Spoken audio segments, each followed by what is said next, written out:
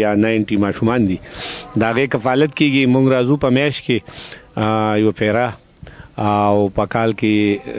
2 پیرې بورډ اف ډایرکټر میټینګ وي. نو هغې کې موږ چې کومې نن خبرې وکړې نو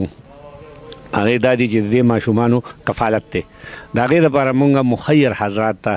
چې کم زموږ په افر دیر کې دي، لویر دیر کې دي، ملکان کې دي، نور ملک کې دي، نو هغې ته اپیل کوو چې دوی سره د پر روان زورګه میاشت روژه ده، د دوی سره د भरपूर مدد وکړي.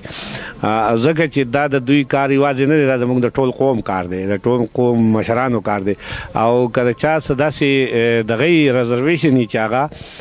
وایي چې نو هغه د کوم ځای کې چې هغه وشي هغې ته دې لاړ شي، ماشومان دې وګوري، بیا دې د هغې نه بعد هغه